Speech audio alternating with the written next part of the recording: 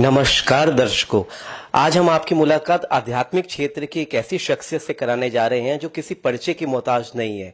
ओशो धारा से जुड़े ओशो प्रदीप जी उन शख्सियतों में से एक हैं जो हमें आज बताएंगे कि आध्यात्मिक क्षेत्र में कई धाराएं हैं, लेकिन ओशो धारा किस तरह से उन धाराओं से भिन्न है। तो उन्हीं से हम जानते हैं कि ओशो धारा के बारे में। हर्ष जी, बहुत सी धाराएं हैं और सबके पास कुछ ना कुछ है ताकि साधक वहां जाकर आध्यात्मिक प्रगति कर सके। लेकिन ओशो धारा में हम वहां से काम करते हैं जहां हम खड़े हैं। हम खड़े हैं संसार में। हम सीधा अगर अध्यात्म में जाना चाहें तो नहीं जा सकते हैं। इसलिए हम अपने प्रोग्राम में पहले 3 दिन वहां से चलते हैं जहां साधक खड़ा है, परिवार में, संसार में। तो सबसे पहले हम बात करते हैं कि तुम्हारी खोज क्या है, क्या खोज रहे हो इस संसार में जिससे तृप्ति मिल जाए। क्योंकि हमें यह पता ही नहीं हम खोज क्या रहे हैं। हम कई दफे 100 साधक से पूछते हैं क्या खोज रहे हो, उसको पता ही नहीं हम इस संसार में क्या खोज रहे हैं, किससे तृप्ति मिलेगी। तो पहली बात, हम क्या खोज रहे हैं, जब तक ये पता ना लग जाए जब तक हम चल ही नहीं सकते। फिर हम दूसरी पूछते हैं सम्यक दृष्टि। जैसी दृष्टि वैसी सृष्टि, सभी ने कहा है। तो इसलिए पहले कैसी दृष्टि रखें इस संसार को देखने की। यह संसार एक पर्दा है, खाली पर्दा है। इसमें जो प्रोजेक्टर से आता है वही दिखाई देता है। इसलिए प्रोजेक्टर बदलना है, हमने पर्दा नहीं बदलना है। हम हमेशा संसार में परिस्थितियां बदलते हैं, नहीं, पर्दा बदलना है। भीतर कुछ बदलाव लाना है, भीतर आचरण में कुछ लाना है, तभी बात बनेगी। फिर हम कहते हैं कि कैसे जागृत रहे, कैसे होश में रहे, कैसे होश सहित जीवन जिए। सम्यक जागृति हम कहते हैं कैसे क्रोध रहित जीवन जिए। फिर हम सम्यक कर्म की बात करते हैं। विचार सभी के अच्छे हैं लेकिन सम्यक कर्म नहीं है, इस वजह से हम दुख पाते हैं। क्योंकि कर्म हमारे अच्छे नहीं है और विचार बहुत अच्छे हैं। अंदर से हम बहुत चाहते हैं कि पिता की सेवा करें, कि माता की सेवा करें, कि बहन भाइयों के लिए कुछ करें, कि पड़ोसियों के लिए, लेकिन करते नहीं हैं। फिर हम कहते हैं सम्यक संबंध में कैसे संबंध रखें इस संसार में।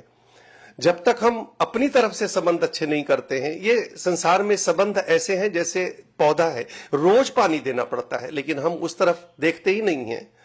फिर हम बात करते हैं सम्यक वाणी की, कैसी वाणी बोले, हमें वाणी बोलनी ही नहीं आती है।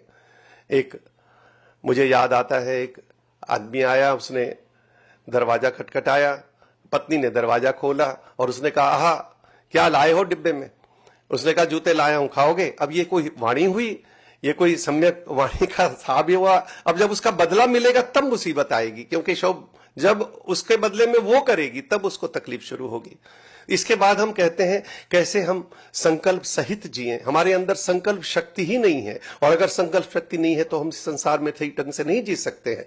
फिर हम बात करते हैं कैसे हम स्वीकार भाव रखें। 100% अपने कर्मों को करने के बाद फिर जो रिजल्ट आता है उसका स्वीकार।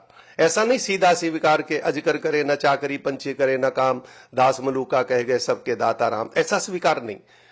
जो भी परिस्थिति, अपने कर्म को 100% करने के बाद फिर जो आता है उसका स्वीकार, तब इस संसार में बात बनती है। तो ये हुआ, जो हमारे भीतर हमने कांटे गाड़ रखे थे उनको निकालना है पहले। जब वो निकल जाएं तब हम उसमें कुछ डाल सकते हैं। तो हम इसको ऐसा प्रोग्राम बनाते ताकि साधक आए, अपनी बात बताए, ताकि हम देख सकें कहां भूल हो रही है, क्या तथ्य है, क्या सत्य है और क्या हम उसमें कथा जोड़ते हैं जिसकी वजह से हम दुखी होते हैं।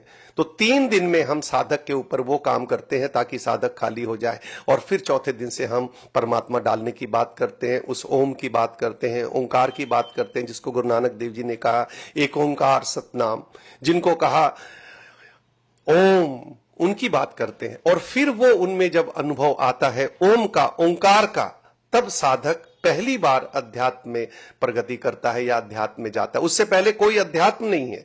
नाम के बगैर, इसी को तो कह रहे हैं गुरु नानक देव जी, नानक नाम जहाज है चढ़े सो उतरे पार। क्या कहना चाहते हैं? यही कहना चाहते हैं कि इस नाम के बगैर, इस ओम के बगैर, इस ओंकार के बगैर कोई भी आज तक ना पहुंचा है ना पहुंच सकता है। और यही सबसे बड़ी बात है। और यशोधारा में हम पहले 6 दिनों में उस नाम, उस ओंकार, उस ओम को देते हैं और फिर साधक बनता है, साधक आध्यात्मिक बनता है, साधक अध्यात्म में तरक्की करता है। धन्यवाद।